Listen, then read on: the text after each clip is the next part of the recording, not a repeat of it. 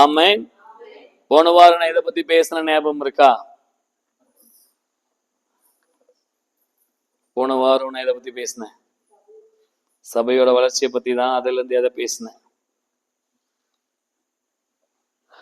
தெரியல. சபைக்கு எப்படி போனோமா? நாயின் செரு வழியா ஆலமரத்துக்கிட்ட சபை.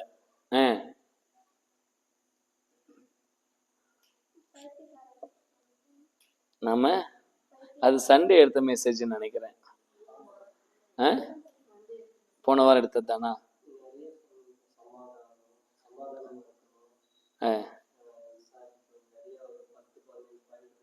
அதான் அது எங்க எடுத்தேன்? 1 தெசலோனிக்கேயர் இருந்து ஒரு 10 விதமான காரியங்களை நான் பேசினேன். அல்லேலூயா. ஆமா, சமாதானமாயிருங்கள், தாங்குங்கள், ஜெபியுங்கள், சந்தோஷமாயிருங்கள் அப்படின்னு பேசினேன். அல்லேலூயா. இன்னைக்கு நான் இதை சபையோட வளர்ச்சிக்கு மிகவும் தேவையான ஒன்றை பத்தி நான் பேச விரும்புறேன். அல்லேலூயா. அதுதான் உங்களுடைய வாழ்க்கையில மிகவும் அச்சாரமானது. எடுத்துக்கொள்வோம். 1 கொரிந்தியர் 13ஆம் அதிகாரம். 1 கொரிந்தியர் 13ஆம் அதிகாரம்.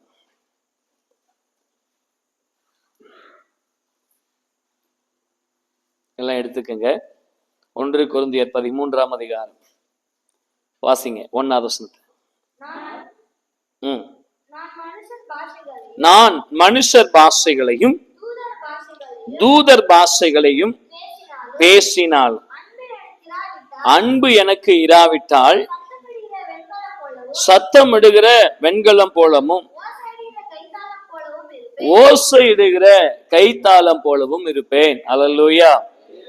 ஆமென்.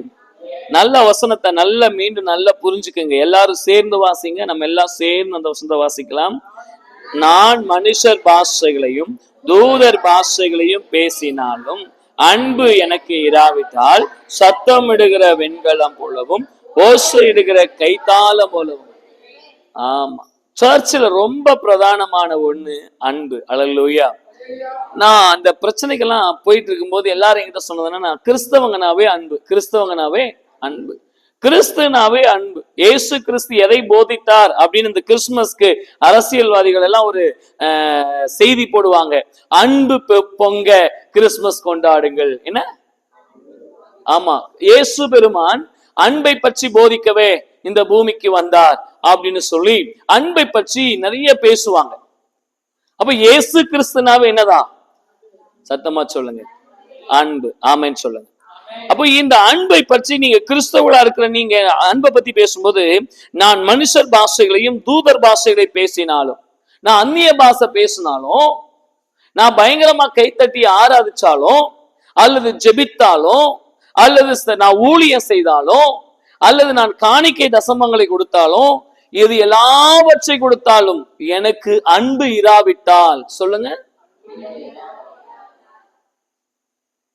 சத்தமிட வெண்கலம் போல ஓசையிடுகிற கைத்தாளம் போல, சும்மா கை தட்டுற நான் வெண்கலம் சத்தம் மாதிரி எனக்கு தேவனுடைய சமூகத்துல கேட்கும். தேவனுடைய பிள்ளைகளே, சபைக்கு வருகிற உங்களுக்கு தேவையானது, பிரதானமானது, அவசியமானது அன்பு. ஆண்டவர் பழைய ஏற்பாட்டுல 10 கட்டளை கொடுத்தார். எத்தனை கட்டளை? அந்த 10 கட்டளைய புதிய ஏற்பாட்டுல சுருக்கிட்டார். எப்படி சுருக்கிட்டாரு? உன் தேவனாகிய கர்த்தரிடத்தில் முழு இருதயத்தோடும் முழு பலத்தோடும் முழு ஆத்மாவோடும் அன்பு கூறுவாயாக என்பது முதலாம் கற்பனை. 2வது கற்பனை, உன்னிடத்தில் அன்பு கூறுவது போல பிறனிடத்திலும் அன்பு கூறுவாயாக என்பது 2ஆம் கற்பனை. அன்பை கடவுள் புதிய ஏற்பாட்டுல மொத்த வேதத்தையும் அப்படி சுருக்கி கொடுத்திருக்காரு. அன்பு. ஆமென் சொல்லுங்க. பலவிதமான அன்பு இருக்கு பைபிள்ல. நல்லா கவனிங்க. பலவிதமான அன்பு. எல்லார்கிட்டையும் ஒரே அன்பு கிடையாது. கணவனுக்கும் மனைவிக்கும் உள்ள அன்பு, ஸ்தோத்திரம், காதலனுக்கும் காதலிக்கும் உள்ள அன்பு, தாய்க்கும் பிள்ளைகளுக்கும் உள்ள அன்பு, தகப்பனுக்கும் பிள்ளைகளுக்கும் உள்ள அன்பு, கணவனுக்கும் மனைவிக்கும் உள்ள அன்பு சொல்லிட்டு நினைக்கிறேன், பிள்ளைகளுக்கும் தகப்பனுக்கும் உள்ள அன்பு, இப்படி வாதியாருக்கும் மாணவர்களுக்கும் உள்ள அன்பு, இப்படி நிறைய அன்பு இருக்கு. இந்த அன்பு எல்லாவற்றிலும் ஒன்றுதான், அது காரியங்களை செய்து கொண்டே இருக்கும். ஆமென். அன்பு நல்லதை செஞ்சுக்கிட்டே இருக்கும். நல்லா புரிஞ்சுக்கங்க, அன்பு நல்லதை செஞ்சுக்கிட்டே இருக்கும். 2வது வசனம் வாசிங்க. நான் தீர்க்கதை அப்படியே கடவுளுடைய வார்த்தையை டைரக்டா கேட்டு என் காதுல கேட்கிறவனா இருந்தாலும், நான் இயேசுநாதரை பற்றியும் பைபிளை பற்றியும் பயங்கரமா அறிஞ்சு வச்சிருந்தாலும், மலைகளை பெயர்க்கத்தக்கதாக நான் பயங்கரமா ஜெபம் பண்ணும்போது சப்பானி நடக்கிறான், குருடான் பாக்குறான், கை காலெல்லாம் முளைக்குதுன்னு பயங்கர அற்புதங்களும் அடையாளங்களும் நடந்தாலும், எல்லாம் நீ தீர்க்க தரிசனம் சொல்றதுலயும் ஒண்ணும் இல்ல, பைபிளை பத்தி பயங்கரமா ரகசியங்களை அறிஞ்சு வச்சுக்கிறதுல ஒண்ணும் இல்ல, பயங்கரமா அற்புதம் விசுவாசத்துல செய்யறதுனாலையும் அன்பு எனக்கு இராவிட்டால் நான் ஒன்றும் இல்லை. ஆமென் சொல்லுங்க. பக்கத்துல பார்த்து சொல்லுங்க, அன்பு எனக்கு இல்லைன்னா நான் ஒண்ணுமே கிடையாது. அல்லேலூயா. சபைக்கு வருகிற நமக்கு பிரதானமா என்ன வேணுங்க? என்னைக்குமே நல்லா புரிஞ்சுக்கங்க, சபையில் இருக்கிறவங்க பலதரப்பட்டவங்க. இங்க இருக்கிற சில பேருடைய வீடுகளுக்கு என் கூட க்ளோஸா இருந்தா கூட ஜபத்துக்கு வர்றதில்லை, நான் ஜபத்துக்கே வர்றதில்லை. சில நேரத்துல க்ளோஸாவே சில பேர் இல்லை, ஆனா அவங்க வீடுகளுக்கு நான் ஜபத்துக்கு போறேன். சில நேரத்துல மாச கணக்குல கண்டுகள், அதுக்கு நான் அன்பு இல்லைன்னு ஆயிடுமா? அன்பு இருக்கு, எனக்கு தெரியும் எப்ப போகணும்னு. அல்லேலூயா. தேவ பிள்ளைகளே, ஒரு காரியத்தை புரிஞ்சுக்கங்க, அன்பு எல்லாவற்றிலும் இருக்கணும். அன்பு எல்லாவற்றிலும் இருக்கணும். அல்லேலூயா. என் வாழ்க்கையில நான் பிரயாணத்துல பார்த்திருக்கேன், பல பேரை பார்த்திருக்கேன். அன்பு காட்டுவது போல் நடித்தவர்களை பார்த்ததுண்டு, உண்மையாகவே அன்பை காட்டினவர்களையும் பார்த்ததுண்டு, சில காலம் அன்பை காட்டி புரிந்தவர்களையும் பார்த்ததுண்டு, அன்பை வைத்துக்கொண்டு என்னோடு பேசாமல் இருந்தவர்களையும் பார்த்ததுண்டு, அன்பை வைத்துக்கொண்டு வெளியே கோபத்தை மாத்திரம் காண்பித்தவர்களையும் பார்த்ததுண்டு, அன்பின் நிமித்தம் என் கூட ரொம்ப வருஷங்கள் பேசாம இன்னைக்கு வரைக்கும் இருக்கிறவங்களையும் பார்த்ததுண்டு. அல்லேலூயா. இது எல்லாமே ஓகே, ஆனா அன்பு என்பது கிரியை செய்யும். அன்பு என்பது, அவனை கூடுமா, இங்க முன்னாடி இழுத்து வந்து உட்கார வைப்ப, சத்தம் வந்துச்சுன்னா நோண்டிடு, இந்த கவனிங்க. அன்பு என்பது கிரியை செய்யும். அன்பு என்பது அன்பு வெளிக்காட்டும் அல்லது அன்பு வெளிப்படுத்தும். முதல்ல நான் அந்நிய பாஷை பேசுறேன், ஜெபிக்கிறேன், ஆனா எனக்கு அன்பு இல்லைன்னா நான் ஒண்ணும் இல்லை, அன்பு இராவிட்டால் எனக்கு ஒண்ணுமே கிடையாது. ரெண்டாவது, நான் தீர்க்கதரிசனம் சொன்னாலும் பயங்கரமா பைபிள் ரகசியங்களை அறிஞ்சிருந்தாலும் ஸ்தோத்திரம். மூணாவது, பயங்கரமான விசுவாசம் வச்சு நிறைய அற்புதங்களை செஞ்சாலும் அன்பு எனக்கு இராவிட்டால் ஒண்ணுமே இல்லை. நாலாவது வாசிங்க, மூணாவது வசனத்தை வாசிங்க. எனக்கு உண்டான யாவற்றையும் நான் அன்னதானம் பண்ணினாலும், என் சரீரத்தை சுட்டரிக்கப்படுவதற்கு கொடுத்தாலும், அன்பு எனக்கு இராவிட்டால் எனக்கு ஒரு பிரயோஜனம் இல்லை. அல்லேலூயா. நல்லா புரிஞ்சுக்குங்க, ஒவ்வொரு விஷயமா நீங்க எழுதிக்கங்க. நான் அப்படியே சொல்லிட்டு போயிட்டே இருக்கேன். எனக்கு உண்டான யாவற்றையும் நான் அன்னதானம் பண்ணினாலும், எனக்கு உண்டான யாவற்றையும், ஆமா, அன்னதானம் பண்ணினாலும், நான் என்னோடதெல்லாம் வித்து ஆஸ்தியெல்லாம் வித்து யாருக்காச்சும் கொடுத்தாலும், அன்பு எனக்கு இல்லைன்னா ஒரு பிரயோஜனமும். சுயநலமா நீ ஒரு அன்னதானம் பண்றது, புண்ணியத்தை தேடி அன்னதானம் பண்றது. எதுக்கு அன்னதானம் பண்ணீங்க நம்ம கேட்டோம்னு வைங்களேன், அன்னதானம் எதுக்கு பண்ணிட்டு இருக்கீங்க ஸ்தோத்திரம் அப்படின்னு கேட்டோம்னா, அவங்க ஒரே ஒரு வார்த்தையில சொல்லி முடிப்பாங்க, எங்க எதிர்கால சந்ததி நல்லா இருக்கணும். எங்க எதிர்கால சந்ததி ஏங்க, ஒருத்தனுக்கு பசி ஆறதுக்கு தான் அன்னதானம், ஒருவனுக்குள் பசி இருக்க கூடாதுங்கிறதுக்கு தான் அன்னதானம். ஆனா அதுல கூட ஒரு சுயநலத்தை வச்சுக்கிட்டா அது அந்த அன்னதானத்துக்கு அன்பு பெயர் கிடையாது. அல்லேலூயா. அன்பு எனக்கு இராவிட்டால் ஸ்தோத்திரம், என் சரீரத்தை சுட்டரிக்கப்படுவதற்கு, சொல்லுங்க, நான் பயங்கரமா பார்த்துக்கணும்னு நினைச்சாலும், நான் பயங்கரமா எல்லாரையும் நேசிக்கணும்னு நினைச்சாலும், அன்பு வெளிப்படாவிட்டால் ஒரு பிரயோஜனமும் இல்லை. அன்பு வெளிப்படலாம் ஒரு பிரயோஜனமும். என் சரீரத்தை சுட்டரிக்க கொடுக்குறேன் அப்படின்னா அதனுடைய அர்த்தம் என்ன? உனக்கா நான் எதை வேணாலும் செய்வேங்க, ஐயோ நான் இவ்வளவு நேசிக்கிறேனே என்ன புரிஞ்சுக்கலையே, நான் இவ்வளவு அன்பு செலுத்துறேனே என்ன புரிஞ்சுக்கலையே, நான் இவ்வளவு அன்பு செலுத்தியும் என்கிட்ட கோபமா கரரா நடந்துக்கிறாங்களே, அப்படின்னா நானும் மாறிக்கிறேன், அப்படின்னு நானும் என்ன மாத்திக்கிறேன்னு சொல்லி நினைச்சிட்டோம்னா, அன்பு எனக்கு இராவிட்டால், கிரியை செய்யாவிட்டால், ஆமென், ஒன்றும் இல்லை. ஆமென். 3ஆம் அதிகாரம், யோவான் 3ஆம் அதிகாரம் 16வது வசனம் வாசிங்க. Book of John chapter 3:16.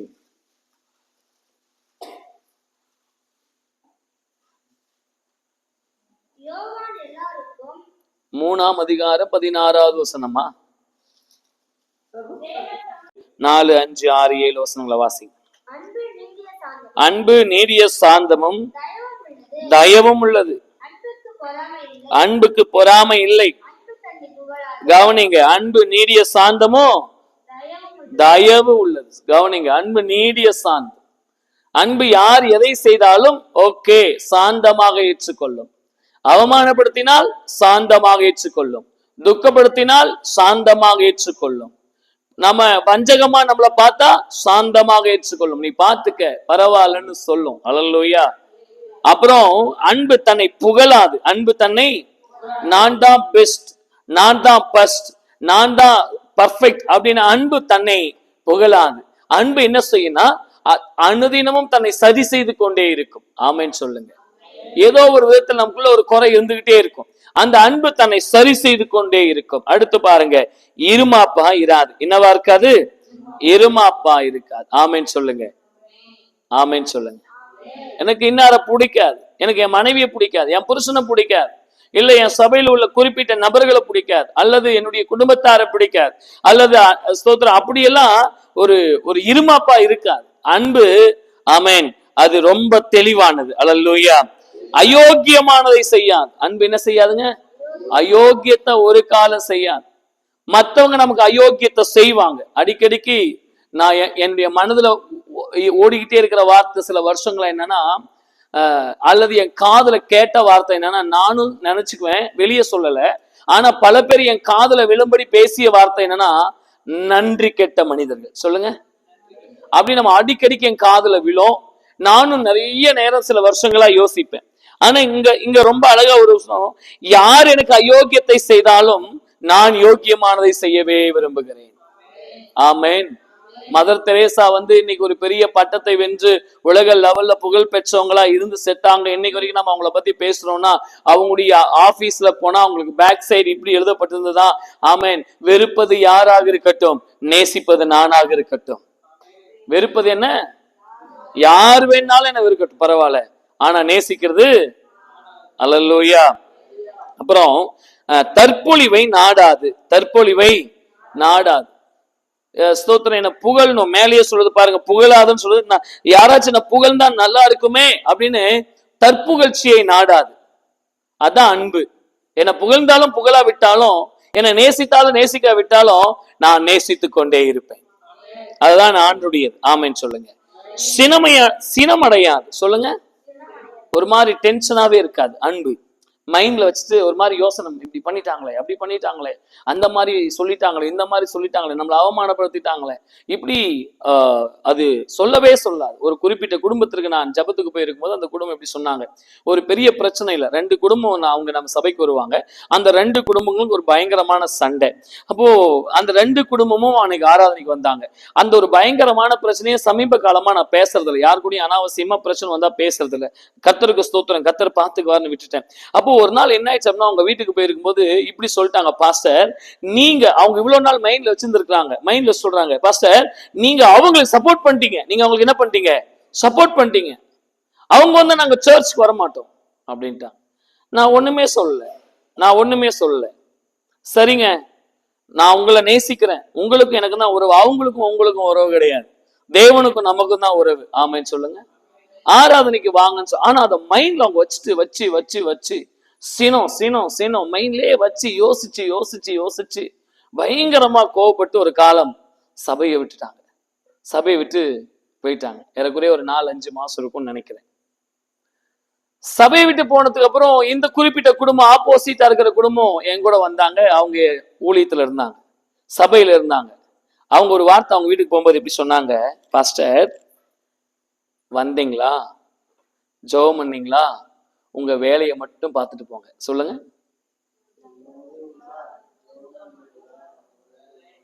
உங்க வேலையை பார்த்துன்னு 2 வாரத்துக்கு முன்னாடி அவங்க வீட்டுல ஒரு பெரிய பிரச்சனை. உடனே அவசரமா எனக்கு போன் பண்ணாங்க, பாஸ்டர் உடனே வர முடியுமா? நான் சொன்னேன், ஜெபித்துக் கொள்ளுகிறேன். நான் என்ன பண்றேன்? கொஞ்ச நாளைக்கு முன்னாடி என்ன சொன்னீங்க, நீங்க வந்தீங்களா, சாப்பிட்டீங்களா, ஜெபம் பண்ணீங்களா, உங்க வேலையை பார்த்துட்டு. இப்ப என் வேலை என்ன? ஜெபம் பண்றது. இப்ப அவங்க பிரச்சனைக்கு போய் நிக்கிறது என் வேலை. இப்போ திடீர்னு அந்த ஆப்போசிட்டா சபையை விட்டு வெளியே போனாங்களே, புரியுதா உங்களுக்கு? அவங்களுக்கு போன் பண்ணி பிரதர் உடனே வாங்க அப்படின்னு சொன்னோடனே வந்து இவங்க எல்லாம் ஒன்னாயிட்டாங்க. இவங்க 2 பேரும் என்ன ஆயிட்டாங்க? ஒன்னாயிட்டாங்க. 2 வாரத்துக்கு முன்னாடி பாக்குறேன் பெங்களூர் சபையில 2 பேரும் ஒன்னா உட்கார்ந்து இருக்கிறாங்க. 2 குடும்பமும். ஆமேன்னு சொல்லுங்களேன். அப்ப நான் கேட்டேன், அவங்க வந்தா நீ வரல, நீ வந்தா நான் வரல, அவங்க வீட்டுக்கு பாஸ்ட் போக கூடாது, இவங்க வீட்டுக்கு பாஸ்ட் போக கூடாதுன்னு சொன்னீங்களே, மனதிலே சினத்தை வைத்துக் கொண்டு இன்னைக்கு எப்படிங்க அப்படின்னு கேட்டதுக்கு அவங்க சொன்னாங்க, அது அப்படிதான் பாஸ்டர் அது. ஆனா என்ன மட்டும் போக கூடாது, பேசக்கூடாது, வந்தீங்களா போனீங்களான்னு இருக்கணும்னு சொன்னீங்களே நீங்க. அப்பதான் நான் இப்படி ஒரு வார்த்தை சொன்னேன், இதுதான் உலகம். இதுதான் நான் எப்பவுமே சொல்லுவேன், பக்கத்துல பார்த்து சொல்லுங்க, நமக்கு உலக குணத்தை காட்டிலும் மனித குணத்தை காட்டிலும் தெய்வ குணம் தேவை. ஆமேன்னு சொல்லுங்க. அல்லேலூயா.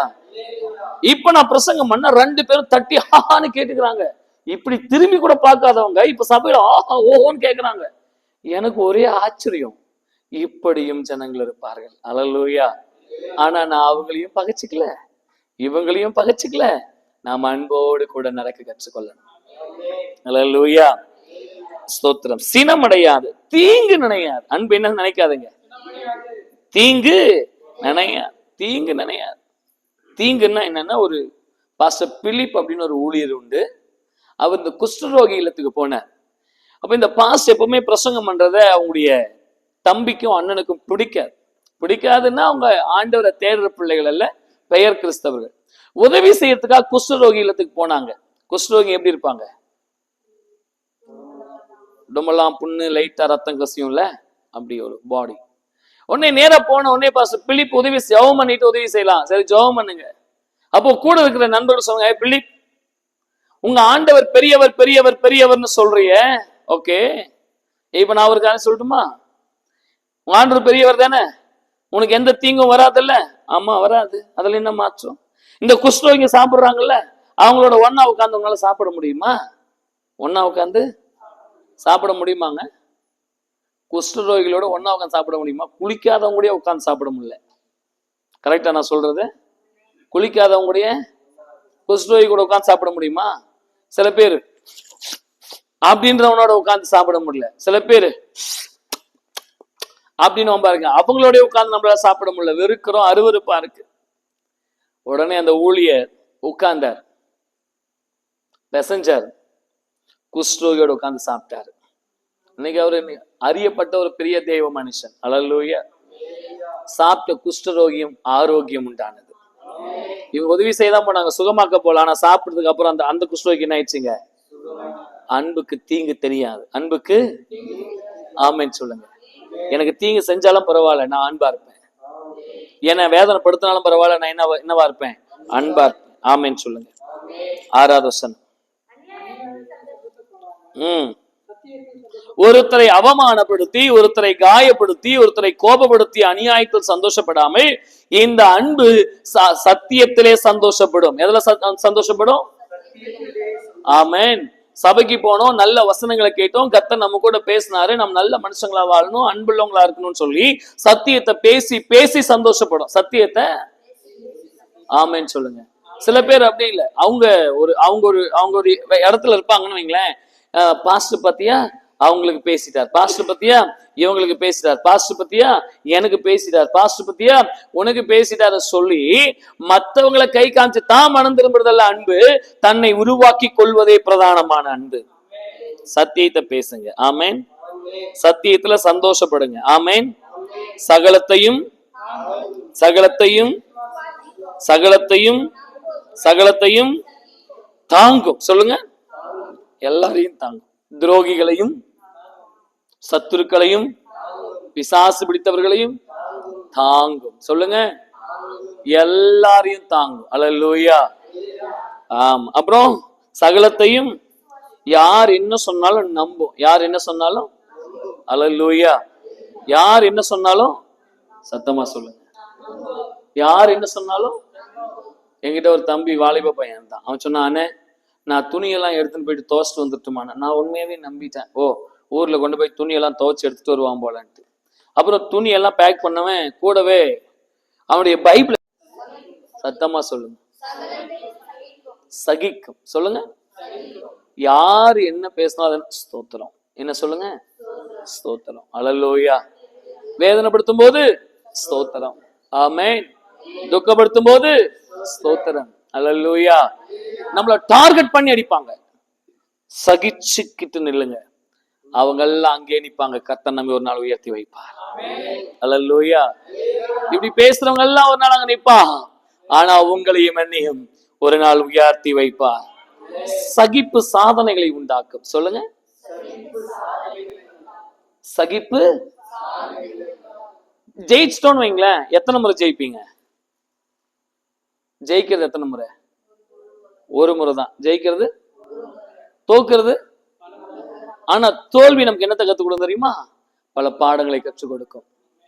தோல்விக்கு மறுபெயர் சகிப்பு. தோல்விக்கு மறுபெயர் நான் சகித்து கொண்டே இருப்பேன், தோற்று கொண்டே இருப்பேன், ஆனால் அன்பில் குறைவுபடவே மாட்டேன். பக்கத்துல பார்த்து சொல்லுங்க, எனக்கு எத்தனை தோல்வி வந்தாலும் அன்புல நான் அழைச்சிருப்பேன். ஆமென். அன்பு தாங்க ரொம்ப பிரதானமானது. ஆண்டவர் போதிக்கிறது இந்த அதிகாரத்தை அன்புலயே முடிச்சிருப்பார். ஓகே. அடுத்து, அன்பு ஒரு காலம் ஒளிந்து போம், ஓய்ந்து போம். அதாவது தீர்க்க தரிசனம் சொல்றது, தீர்க்க தரிசனம் சத்தம் போனா அந்த தீர்க்க தரிசனம் முடிஞ்சிருச்சு. அந்நிய பாஷை பேசுறவங்க ஒவ்வொருத்தரும் ஒவ்வொரு விதம், அது ஓய்ந்து போகும். கொஞ்சம் டயர்ட் ஆயிடுச்சுன்னா அவங்க அந்நிய பாஷை பேச மாட்டாங்க. ஆனாலும் அறிவு, பயங்கரமா படிச்சிருக்கிறோம், பயங்கரமா சம்பாதிக்கிறோம், புது புது காரியத்தை செய்ய போறோம், அதை படிச்சிடலாம் இதை படிச்சிடலாம். அறிவுக்கு கூட ஒரு முடிவு உண்டு, அறிவுக்கு கூட. ஆனா அன்புக்கு முடிவே இல்லை. கை தட்ட மாட்டீங்க நீங்களா? அன்புக்கு என்ன இல்லை? தீர்க்க தரிசனத்துக்கு, அந்நிய பாஷைக்கு முடிவு. ஆமென் சொல்லுங்க. எல்லாத்துக்கும் முடிவு இருக்கு. பாடல் ஆராதனைகளுக்கு முடிவு இருக்கு. ஆனா அன்புக்கு, அன்பு ஒரு காலம் ஒளியாது. அன்பு ஒரு காலம். அல்லேலூயா. செத்து போயிட்டாங்கன்னா கூட அவங்க செஞ்ச நன்மைகளை சொல்லி சொல்லி அழுவாங்க. கரெக்டா? செத்து போயிட்டா கூட செஞ்ச நன்மைகளை சொல்லி சொல்லி, ஐயோ இப்படியெல்லாம் இருந்தாரே இவர், நம்ம இப்படியெல்லாம் இருந்துச்சு. அன்பு ஒளியவே ஒளியாது. செத்து போய் 10 வருஷம் ஆயிட்டுக்கும், நம்ம ரோட்ல நடந்து போயிட்டு இருப்போம், நம்ம அப்பா செத்து இருப்பார், 10 வருஷம் கழிச்சு ரோட்ல அங்க உள்ள யாருன்னா சொல்லுமா, எப்பா உங்க அப்பா எவ்வளவு நல்ல மனுஷன் தெரியுமா? அந்த அன்பை பற்றி இன்றைக்கும் சொல்லிக்கொண்டே இருப்பார்கள். அதனால ஆண்டவர் சொல்றாரு, எப்பவுமே அன்பை, ஒளியாத அன்பை, அழியாத அன்பை, தீராத அன்பை மனதிலே வைத்துக் கொள்ளுங்கள். ஆமென். 9வது வசனம் படிங்க.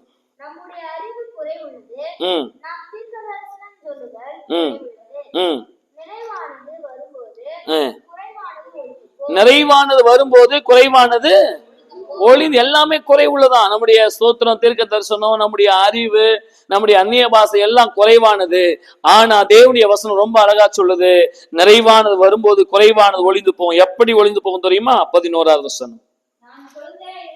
நான் குழந்தையா இருந்த போது குழந்தை மாதிரி பேசினேன், குழந்தை மாதிரி சிந்திச்சேன், குழந்தை மாதிரி யோசிச்சேன். நான் புருஷனான போதோ, ஆமென், நான் சில நேரம் விளையாடினேன். சில நேரம் என்ன பண்ணேன்? விளையாடினேன். நான் விளையாடுறதே ஆசையா இருந்தேன். நான் நக்கல் பண்ணேன், கிண்டல் பண்ணேன், வாலிபனா இருந்தேன், அதையே யோசிச்சேன், அதையே சிந்திச்சேன். ஆனா நான் இப்ப புருஷன் ஆயிட்டேன், ஒரு ஜென்யூனான மனுஷனா மாறிட்டேன், எனக்கு அறிவு உண்டாயிடுச்சு.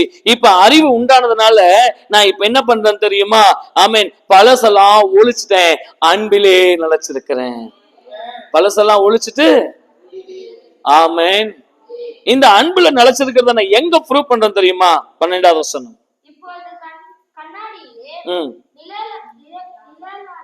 நிழலாட்டமாய் பார்க்கிறோம், அப்பொழுது முகமுகமாய் பார்ப்போம்.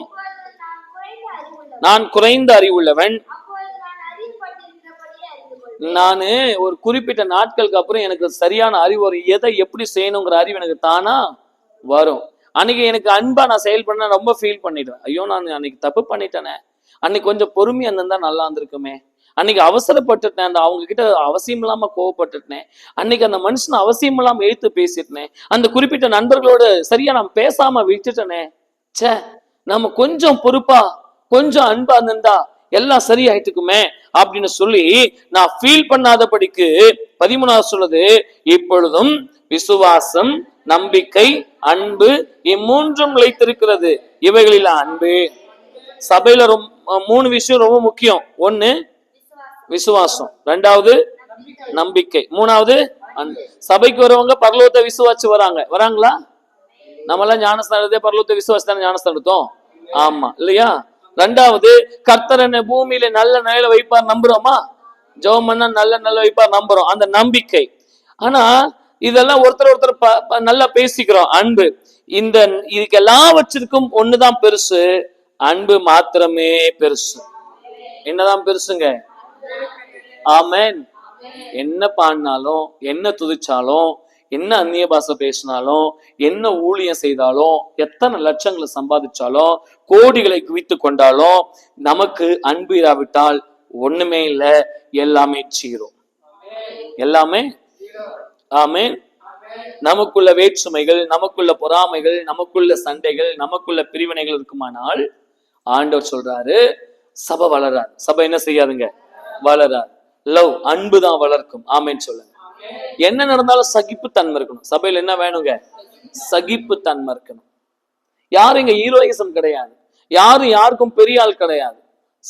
உலகத்துலதான் அப்படிப்பட்ட ஈகோ பாகுபாடுகள் எல்லாம் இருக்கு. உலகத்துல அப்படிப்பட்ட பாகுபாடோடு நீங்க இங்க வரக்கூடாது. அப்படிப்பட்ட பாகுபாடோடு யாரு கூடயும் பேசக்கூடாது. கர்த்தருக்கு எல்லாரும் அன்புள்ளவர்கள், எல்லாரும் சபைக்கு ஒரு எல்லாரும் சகோதரர்கள், சபைக்கு ஒரு எல்லாரும் சகோதரிகள். அல்லேலூயா. யாரும் கேங் சேரக்கூடாது. எனக்கு ஒரு ரவுண்ட் இங்க எனக்கு இவங்கள பிடிக்கும் அவங்கள பிடிக்கும், கேங் எல்லாம் சேரக்கூடாது சபையில. கர்த்தருக்கு ஸ்தோத்திரம். எல்லாரோடும் அன்பா இருக்கணும், எல்லாரோடும் பேசணும். ஆமென். எல்லாரோடும் சிரிச்ச முகத்தோடு இருக்கணும். எல்லாரும் ஸ்தோத்திரம் துக்கப்படும் போது துக்கப்படணும், கண்ணீர் விட்டு ஜெபிக்கும் போது ஜெபிக்கணும். ஒருவருக்காக ஒருவர் நாம நிக்கணும். அல்லேலூயா. ஆமென். ஒரு காலத்துல சபைகள் எப்படி தெரியுமா இருந்துச்சு? நான் சொல்லி முடிக்கிறேன் இன்னும் 3 நிமிஷத்துல. நாங்க வளர்ந்த சபைகள் எல்லாம் எப்படி தெரியுமா இருந்துச்சு ஒரு காலத்துல? அன்னைக்கு சபைகள் பயங்கரமா வளர்ந்தது. இன்னைக்கு வளராதுக்கு காரணம் பல விஷயம் இருக்கு. என்னன்னா, ஒரு விசுவாசி வீட்டுல ஒரு ஃபங்க்ஷன் அப்படின்னா எல்லாரும் எங்க இருப்பாங்க தெரியுமா? சபையில உள்ளவங்க எல்லாம் அங்கதான் இருப்பாங்க, அந்த விசுவாசி வீட்டுக்கிட்ட தான் இருப்பாங்க. அதுல பணக்காரங்க, ஏழைங்க, கஷ்டப்படுறவங்க எல்லாம் இருப்பாங்க. ஒருத்தரையும் யாரும் மதிக்க மாட்டாங்க. ஆனாலும் பாஸ்டர் சொல்லிட்டாரு, அதனால நான் அங்க போய் நிக்கிறோம். ஆமென் சொல்லுங்க. ஆனா அங்க போய் எல்லாம் நின்று எல்லா வேலையிலும் செய்வாங்க. பாஸ்டர் அந்த வீட்டுக்காரங்களுக்காக அல்ல, ஆண்டவருக்காக, ஊழியக்காரருக்காக. அல்லேலூயா. அந்த ஃபங்க்ஷன், அந்த துக்க வீடோ அந்த ஃபங்க்ஷனோ சந்தோஷ விழாவோ நிறைஞ்சு முடிகிற வரைக்கும் பாஸ்டர் அந்த இடத்தை விட்டு காலி ஆகிற வரைக்கும் போக மாட்டாங்க. பாஸ்டர் கிளம்புறதுக்கு அப்புறம் தான் மொத்த பேரும் கிளம்புவாங்க. அன்றைக்கு சபைகள் வளர்ந்தது. அன்னைக்கு சபைகள் புதிய ஆத்துமாக்கள் உள்ள வந்தாங்க. உலகத்துல பார்த்தாங்க, என்னடா அவங்க சர்ச்சுக்கு போறவங்க எல்லாம் வந்தாங்க, எல்லாம் ஓடி ஓடி வேலை செஞ்சாங்க, எல்லாம் அவ்வளவு பார்த்துக்கிட்டாங்க. என்ன பாத்திரம் ஒரு ஆள் எடுக்கிறாங்க, இலை ஒரு ஆள் எடுக்கிறாங்க, வெங்காயம் வெட்டுறாங்க, பாத்திரங்களை கழுவுறாங்க, எல்லா வேலையும் முடிச்சு சுத்தம் பண்றாங்க. எப்படி எப்படி அப்படின்னு இதை பார்த்தவர்கள் ரட்சிக்கப்பட்டார்கள். அல்லேலூயா. விசுவாசிகள் நற்சாட்சியை பார்த்தவர்கள் ரட்சிக்கப்பட்டார்கள். ஆனா சபையில் இருக்கிறன்னா அப்படி இருக்கிறோமா? நான் உண்டு, என் வேலை உண்டு, நான் போறேன் வரேன் அப்படின்னா சபை வளராது. நாம் ஐக்கியப்பட்டு இருவர் ஒருமனப்பட்டால் அவர் அங்கே வாசமாயிருக்கிறார். ஒரு மனம் தான் முக்கியம். ஆமென் சொல்லுங்க. சபை வளரணும்னா என்ன என்ன முக்கியங்க? சத்தமா சொல்லுங்க. சபை வளரணும்னா, இந்த ஒரு மனம் வரணும்னா அன்புதான் முக்கியம். ஆமென் சொல்லுங்க. ஆமென். நான் ஸ்தோத்திரம் சொன்னா ஸ்தோத்திரம் சொல்ல மாட்டேன். நான் ஸ்தோத்திரம் எனக்கு அவங்கள பிடிக்கல, எனக்கு இவங்கள பிடிக்கல, அப்படியெல்லாம் நம்ம யாரையும் ஆமென் நிராகரிக்க கூடாது. கர்த்தருக்கு ஸ்தோத்திரம். அல்லேலூயா. எங்கூட ஒரு மாசம் தங்கி பாருங்க, எங்கூட ஒரு மாசம் டிராவல் பண்ணி பாருங்க, நாம் எதையெல்லாம் கடந்து வருகிறோம். நான் கடந்து வந்த பாதைகளை சொன்னா கண்ணீர், துக்கம், அவமானம், நிந்தை, நெருக்கம், பழிசொல், இழிசொல், முகதட்சணை. அல்லேலூயா. அவரெல்லாம் ஒரு பாஸ்டரா அப்படின்னு சொல்லிட்டு என்கிட்ட பிரைஸ் லார்ட் பாஸ்டர், அவரெல்லாம் பாஸ்டான்னு சொல்லிட்டு மீண்டும் எங்கிட்டயே வந்து பிரைஸ் லார்ட் பாஸ்டர். பல காரியம் இதையெல்லாம் கடந்து வரதுக்கு பேர் தான் அன்பு. இயேசு கிறிஸ்துவும் அதையே செய்தார். இவன் பெயர்செபுலின் தலைவன், இவன் பிசாசுகளின் தலைவன், இவன் பிசாசு, இவன் நல்லவன் கிடையாது, இவன் மோசமானவன், இப்படி பல பழி சொற்களை தாங்கினவர் தான் இயேசு. அவரை போலவே நாமும் மாற வேண்டும். சொல்லுங்க, அவரை போலவே எல்லாம் எழும்பியிருக்கலாம்.